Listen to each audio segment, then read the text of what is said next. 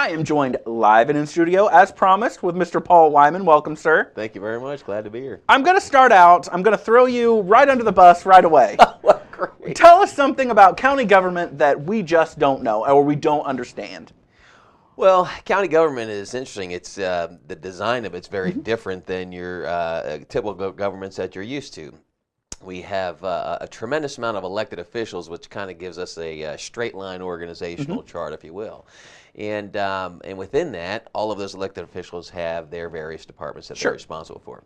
So it takes a tremendous amount of communication and coordination to keep all those parts operating in a very good manner. What you probably don't know is our county government has been operating incredibly well the last several years. In fact, we ended the year in 2012 with about $9 million in surplus. Wow. We are debt-free now.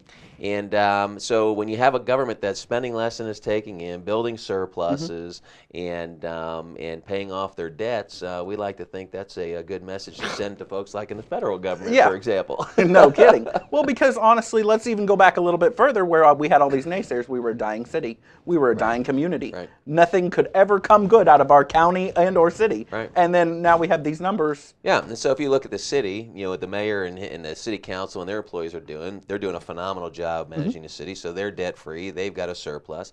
So you take county government, what our employees have done, and put the two side by side, I would put our city and county governments up against any city-county government combination across the state of Indiana. They're just being managed extremely well, and I think the mayor would agree, and we would agree as commissioners that we owe a lot of it to our employees that are here in government locally. They do a phenomenal job. Is that what you would say the success story would be, is the employees? Without a doubt. I mean, you know, when we're asking them to spend less than what's budgeted, and we're asking them to make sure that we're watching every dollar that's going out and then perform at a higher level of service, the credit belongs to them. They're making that happen right now. That's fantastic. And what's your favorite part, I guess? What do you really enjoy? What do you get personally out of being on the board? Well, it's about serving. You know, since I was a kid, my parents have always taught me to be involved and to serve and to give back. And this has been one of those avenues in life that I've been able to pursue in my passion for giving back. So whether it be volunteering for a nonprofit organization here in town or serving the taxpayers as a commissioner, I enjoy that leadership aspect of it. So that's probably where I get the most excitement out of it, is from the leadership. Sure. And since you mentioned nonprofit, let's talk about the YMCA. Sure. What are the benefits of the money that has actually been allocated for them? Well, we couldn't be more excited to be part of the partnership.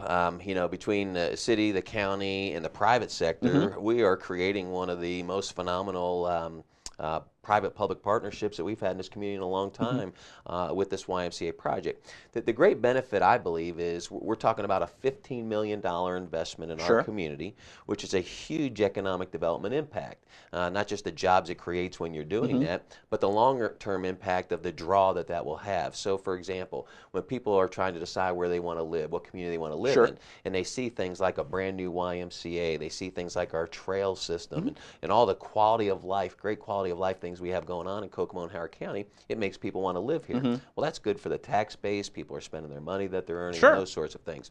So it's an incredible economic development tool. The second aspect of it is I think it just provides not only from the quality of life, but the healthy quality of life, if you will. You know, we keep hearing all this stuff about obesity, you know, not just across the state, but across the nation. And this is one of those programs and organizations that deals with that and tackles that issue every single day. So it gives people an opportunity, someplace to go and have a quality, healthy lifestyle for them and their families. And they've actually kind of pushed forward recently, too. The building across the street is down. Isn't that great? I mean, you're starting to see those signs, and, you know, for years people said, oh, this will never happen, this will never happen. And then all of a sudden what happens is we create this incredible partnership. Private and public sector come together and say, we're going to make this happen. It's time. And now you're seeing it happen. Right. And let's talk even more so, because you work downtown as well with you know, a lot of businesses and selling real estate and things like that. So I want to shift gears. Are you seeing a change in the real estate? Are you seeing a change in the market? Yeah, I tell you, in 2012, we did see a big change. You know, the 3 years prior were pretty devastating years in the real estate industry. Not just in housing, but in commercial. Across the board, it was pretty devastating. Well, what we saw last year was some of the pent-up demand from those 3 years, the people that put off that major purchasing decision, start to come back into the marketplace.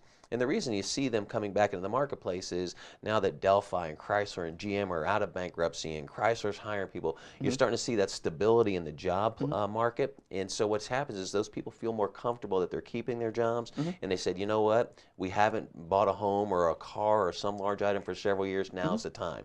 So they're taking advantage of the low interest rates. They're taking advantage of the great prices that are out there. Sure. And they've come back into the market. So we saw a really nice stabilization and some sort of a rebound in 2012. And now we'd like to see that normal steady trend start to continue up in 2013. And I'll tell you, the year started out extremely well. It's given us a lot of positive indicators that 2013 should be a good year as well. And what do you say to those people that just got great jobs at Chrysler, or maybe even have finally saved up enough money now that some of the bad, the gloominess is behind us? Do you say, okay, go ahead and get the top of your budget, the middle of your budget? What do you recommend for those people that are now in a position to buy their first home? Sure. Well, we certainly want them to buy a home that's within their means, meaning that they can afford it. So, we're never pushing people to the top of their budget from the standpoint. We want people to understand that when you buy a home, some things, you're going to need something. You need a lawnmower, if the furnace needs work done, the expenses you might not have had when you were renting. So we want to make sure people have money back for those kinds of things. But what we are telling people that are in a position to buy a home now is that you're getting interest rates that are at a 40-year historical low.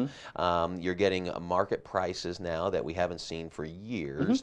And so if you buy a home today, 5 years from now, you're going to be thrilled to death that you did, because you're getting the price and the interest rate right now that I can assure you 5 years from now won't be here. And so the people that are taking advantage of it today, and even the people in the last few years that have had the ability to take advantage of it, you can already see the happiness in them. Sure. And if they don't even call Wyman, which you want them to. Sure we do.